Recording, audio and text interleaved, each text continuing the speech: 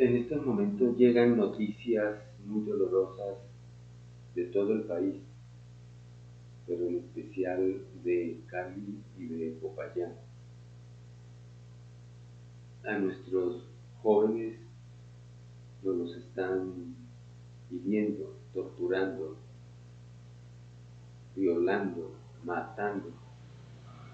Y quiero volver a leer la carta que envié hace 8 días a mis estudiantes de pedagogía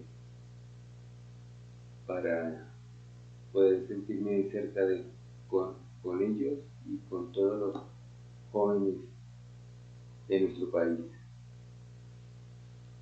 El dolor evitable se llama la carta. Carta a mis estudiantes de pedagogía, mayo de 2021. El mes de mayo de este año será el más doloroso que haya transcurrido para nosotros, tanto para las madres como para los profesores. Por supuesto que para ustedes también. Me refiero a que se realizan reconocimientos a los dos en el mismo mes, en una coincidencia afortunada. Y es que ustedes están ahí como amores comunes y hoy como una preocupación compartida. Y sin embargo, este mes será el más doloroso en mucho tiempo. ¿Cómo separar maternidad y pedagogía? Si la pedagogía nació modernamente cuando Comenio desarrolló la escuela materna, cuando Rousseau dedicó su novela pedagógica El Enigma a una madre que sabe pensar, y Pestalozzi sometió a rigor su pensamiento formativo en su libro Cómo Gertrudis enseña a sus hijos, los maestros y las madres estamos ahí con pasiones comunes que son ustedes. Si ustedes son felices, ustedes se buscan sus propios espacios y los mezquinan de nuestros ojos. Pero si están tristes, aún les quedamos nosotros y nuestras propias manos para encontrar alguna dirección y hacer camino. Sabemos que los preparamos para un viaje, que tenerlos a nuestro lado es pasajero, que van de salida, lo sabemos. Irse es su destino, el mundo allá afuera los llama, es un reclamo incierto, pero salir es lo que les corresponde a ustedes, y la madurez humana de cada uno depende de eso. Con la situación que vive el país, nos preocupa el desconcierto que los agobia, porque ese mundo que los convoca hoy está echado a perder. Solo huele a humo, a pólvora, a sangre. Solo se oyen gritos y sirenas y llantos. Y ahí están ustedes. Y los sentimos, y los lloramos, y los olemos, y los llamamos. Y las madres pueden cantar sus nanas, y los maestros podemos entonar un canto. Miguel Hernández, un poeta que por cantar a la libertad estaba encarcelado en una situación humillante, escribía a su esposa y a su hijito, comillas, estos días me los he pasado cavilando sobre la situación cada día más difícil. El olor de la cebolla que comes me llega hasta aquí, y mi niño se sentirá indignado de mamar y sacar zumo de cebolla en vez de leche. Continúa el poeta. En la cuna del hambre mi niño estaba. En la cuna del hambre te amamantaba, pero tu sangre escarchaba de azúcar, cebolla y hambre. En estos días nos hemos amamantado de cebolla.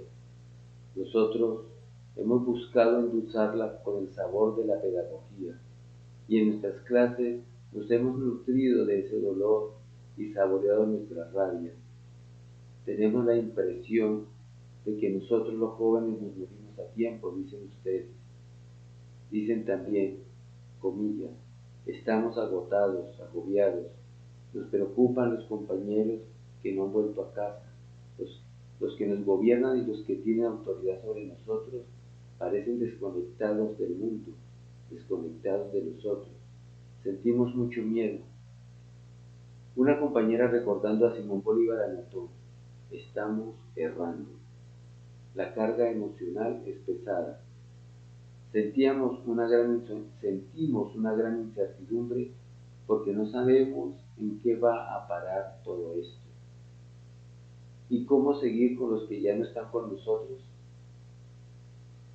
Una compañera de clase nos contaba: me siento ante el computador y he oído las noticias. Espero en la plataforma la llegada de los niños. Van apareciendo sus rostros. Son expresivos. Parecen una pregunta. Su mirada es tan intuitiva como si olfatearan algo. No los puedo engañar. ¿Cómo disimulo este dolor que me acompaña? Los ojos que me miran parece que también me sintieran. ¿Qué les digo? Debería ser algo importante. Los veo ahí como herederos de algo y hoy lo son de cosas terribles. No tenemos nada, solo caos. Me pongo a llorar. No los puedo hacer sentir orgullosos de la herencia que reciben. No me siento orgullosa de lo que ahora les puedo brindar. Siento que los engaño. El rostro del niño me hace entender que la pedagogía, que la práctica pedagógica es una pregunta por la herencia, por el heredero, y es la razón por la cual estamos juntos. Los que estábamos ahí, escuchándola con atención, advertimos que toda construcción teórica de un modelo pedagógico quedaba vacía si no se recogía esta experiencia como la que acababa de contar nuestra compañera. Y también sentimos que habíamos hallado una razón para darnos la mano. Y eso es lo que queremos hacer. Vamos a atraerlos con lazos de amor para hablarles al corazón, para conversar desde las heridas, para hacernos espaldas unos con otros, como aquel día en que les recordé la clase y algunos me respondieron: me voy para la marcha. 10 minutos antes, cuando abrí la plataforma, habían 5 alumnas. Fue una gran alegría. Entonces colocamos la canción de Choquitán. Vengo yo. De donde yo vengo la cosa no es fácil, pero igual sobrevivimos. Vengo yo. De tanto luchar siempre con la nuestra nos salimos. Vengo yo. Y empezamos con los que habían llegado, y poco a poco se fue llenando el curso, hasta que la manada se completó. Necesitamos estar completos en homenajes a los que luchan, a los que faltan por llegar, a los que ya no están. Y los necesitamos porque ustedes son en estos momentos de la historia que les toca vivir estudiantes universitarios. Intensidad expresiva, potencia al pensar, fuerza de actuar, capacidad de interrumpir lo injusto y el dolor. Saben bien que cuando ustedes se llaman a sí mismos futuros profesionales, estudiantes en formación, he procurado corregir este lenguaje con el cual se refieren a ustedes mismos, porque hoy son universitarios y ya son sujetos de acción y de responsabilidad. La historia de la Universidad Latinoamericana es la historia del estudiante universitario. La Reforma de Córdoba en Argentina en 1920, el Congreso Latinoamericano de Estudiantes de 1948, el Tlatelolco en 1968, el experimento de La Mano en Colombia, son algunos de los testimonios que en América Latina ustedes se han constituido en capacidad renovadora con mucha anticipación y con más hondura a la que se produjo en el Mayo francés del 68. Ustedes ya eran la imaginación al poder. Han estado siempre presentes estudiantes universitarios como herederos de gestas humanas que se han construido a pesar de las cosas terribles que les ha tocado vivir. En estos días, algunos de ustedes han hecho llegar una carta a la universidad, a las directivas y a nosotros los profesores. Unos se atemorizaron, otros se llenaron de orgullo. Yo he decidido contestarla con estas reflexiones y preguntarme hasta qué punto estamos a la altura de las inquietudes que usted allí expresa. ¿Cómo hacer para no limitarlos simplemente a dejarlos ir? ¿Cómo hacer para que no tengan que exponerse al salir a buscar respuestas afuera? ¿Cómo hacer para que aquí también, en la universidad, encuentren alguna, o por lo menos los criterios para formular la pregunta o las preguntas que puedan dar sentido a la experiencia que estamos viviendo? Porque ustedes pueden dotar de voz a la universidad. Y para esto los necesitamos, porque ustedes tienen lo que a la universidad le falta: franqueza, la actitud inocente y la pregunta honesta. Lo he notado en las conversaciones que hemos tenido. No han caído en lugares comunes, ni en discursos previsibles propios del experto. No han descalificado a nadie. No hablan de que estamos en época de cambio, ni en cambio de época, como dicen los que saben. No dicen que es necesario una revolución, que hay que ser críticos, como dicen los ideólogos. No hay asomo de rencor en ustedes, solo están desconcertados. Han sido esenciales, han expresado el miedo, han buscado comprender qué está pasando y se preguntan qué hacer. Ustedes, lastimados estudiantes, porque no les puedo decir estimados estudiantes, ustedes, lastimados estudiantes, nos dan perspectiva. Ustedes saben que la palabra cambio, tan habitual en estos días, no logra convencerme. ¿Será porque no he visto que haya logrado? ¿Será porque no he visto que la palabra cambio haya logrado mudar nada de lo que promete y solamente ha servido para someternos a nuevos amos? Lo mismo pasa con la consigna revolución y la forma como circula en el discurso de los intelectuales de moda.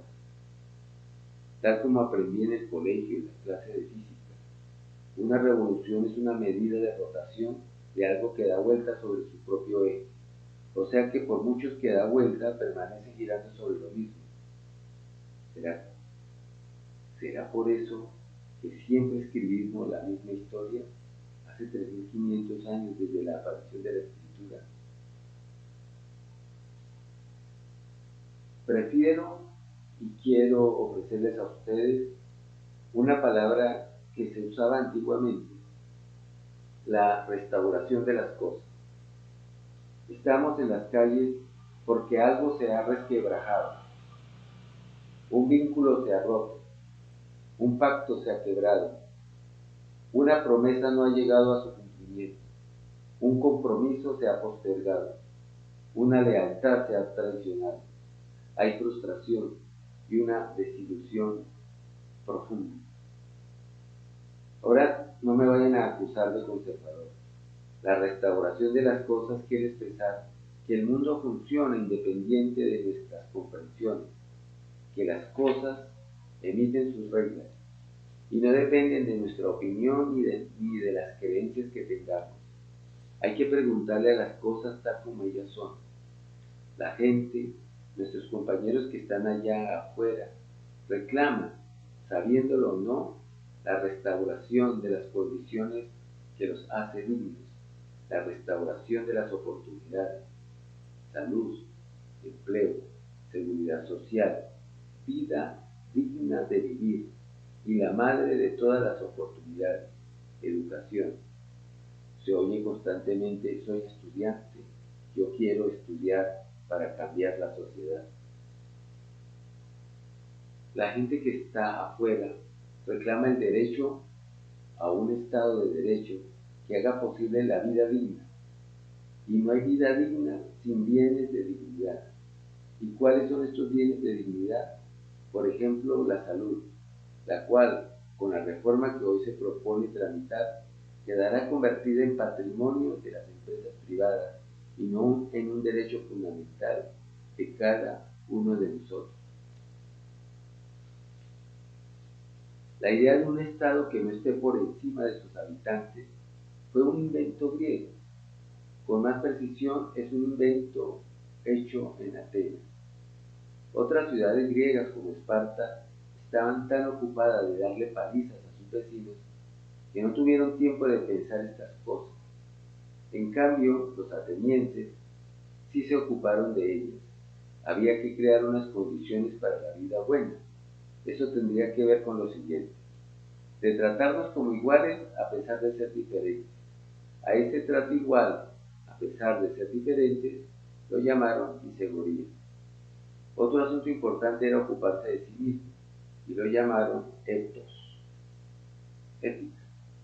Y por si fuera poco, había que dejar una presencia en el mundo, portar una belleza, ser una obra de arte por donde pasara, y a eso lo llamaron estética.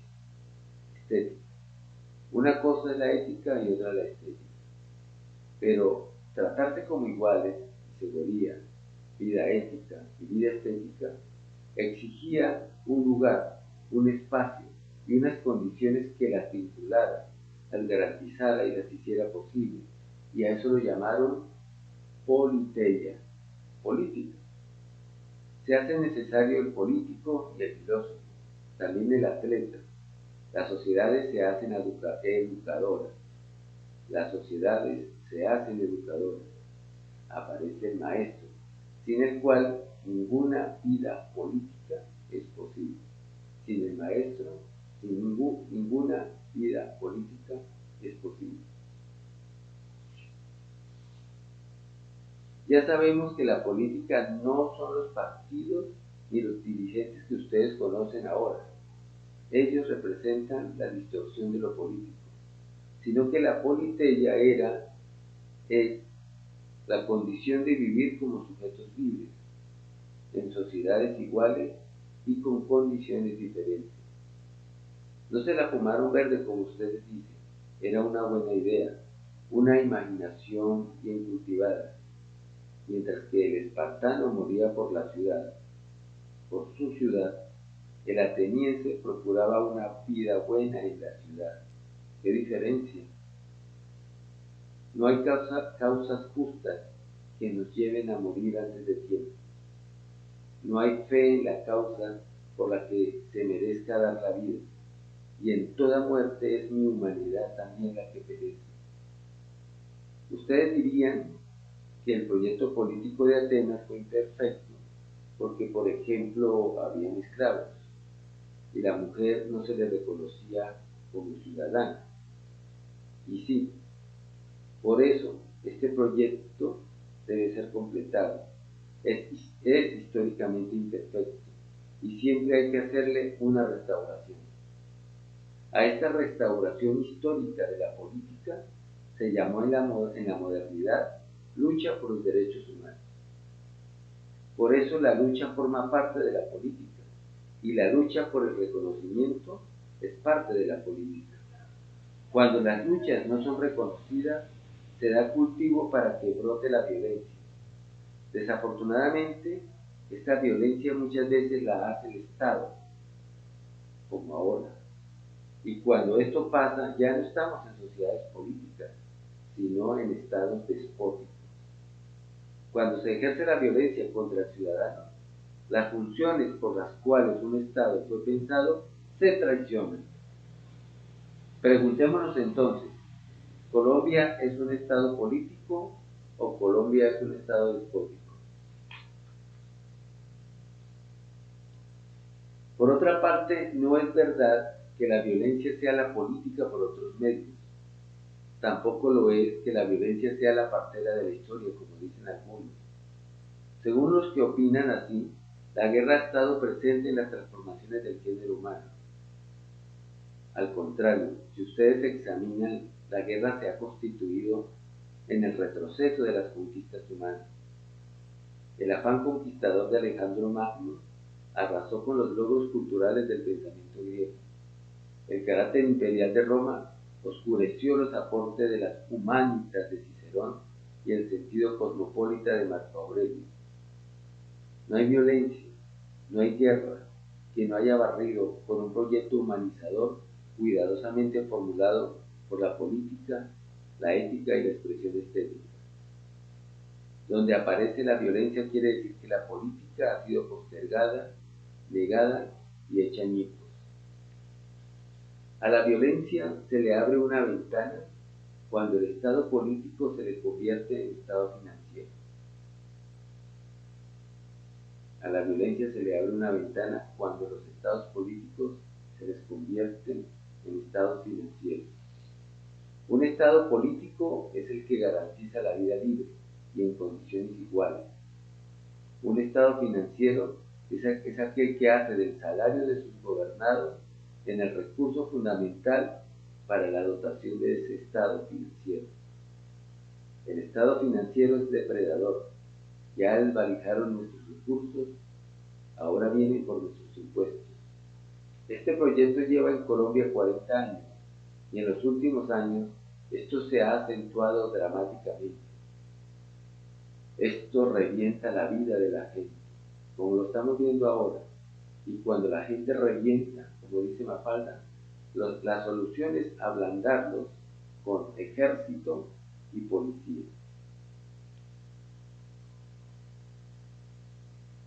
El estado financiero, no el estado político, es el que nos gobierna actualmente. Ha logrado naturalizarse con su lenguaje. Se presenta erudito y con muy buenos modales, pero es imperceptiblemente desorientador, poniendo patas arriba el orden social. Por ejemplo, garantizar la salud, comillas, era un término referido en propiedad a las personas, a cada mujer y a cada hombre. Solo en forma metafórica se refería a las cosas. Pero ahora, ¿qué pasa? Se habla de salud financiera. Estamos garantizando la salud financiera de nuestra empresa, se dice. Necesitamos una reforma tributaria, nos comenta, para que garantice la salud financiera del Estado. Hay que hacer algunos recortes para garantizar la salud financiera de la empresa. Estado, instituciones y empresas son pulpos que ya van al gimnasio. Dicen, estamos fortaleciendo nuestro músculo financiero. De esta manera, garantizar la salud se refiere hoy en forma propia no a las personas, sino a cosas, a instituciones, a empresas, a estados. Y con respecto a las personas se ha convertido en eso, en solamente una metáfora. Las consecuencias dramáticas de ordenar financieramente nuestra vida, la sociedad y el mundo, la estamos viviendo hoy en carne, en sangre, en lágrimas, en gritos y aullidos. Se oyen hoy esto en las calles. Como dice la canción de Charly García, rasguñamos las piedras. No hay derecho que por una vida libre nos encierre, por reclamar la vida nos la quite, por gritar una vida buena nos calle, por hacer visible la belleza nos desaparezca. No es posible que nos condenen a morir a destiempo.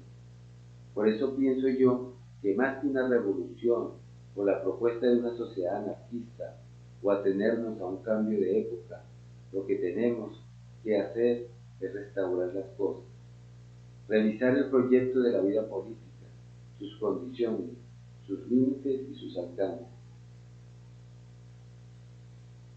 Y entonces, ¿qué hacer? Repiten ustedes en nuestras clases. ¿Qué hacer? Lo primero, les suplico, mantenernos juntos, no abandonar la manada. Separarnos de la manada nos dejaría al alcance de los depredadores. Es necesario hacernos espaldas unos con otros para no cansarnos de padecer. Yo los necesito para que aporten aquello que les dije antes, perspectiva. Uno de ustedes decía, el conocimiento se hace con experiencia, la vida ética y política en cambio se hace con empatía. El conocimiento se hace con experiencia, la vida ética y política en cambio se hace con empatía. Bueno, pues hagamos eso. Dediquémonos a construir pasiones comunes. A esto se refiere el término compasión. Que el dolor del otro se haga también nuestra herida. Que no nos volvamos indiferentes cuando las campanas doblen, como recitaron ustedes con el poema de John Donne. Comillas. Ninguna persona es una isla. La muerte de cualquiera me afecta, porque me encuentro unido a toda la humanidad. Por eso nunca pregunten por quién doblan las campanas. Doblan por ti.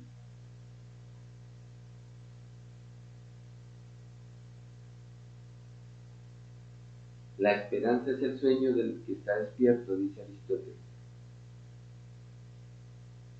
No necesitamos una revolución, porque los maestros ya tenemos en ustedes la potencia de existir, las preguntas interesantes y las expresiones esperanzadoras. Ustedes ya son la vida de la tierra, un campo que amanece, y la irritación necesaria para sacudirnos. Fui joven yo también, y si ustedes no estuvieran aquí, mis ideas se hubieran envejecido conmigo.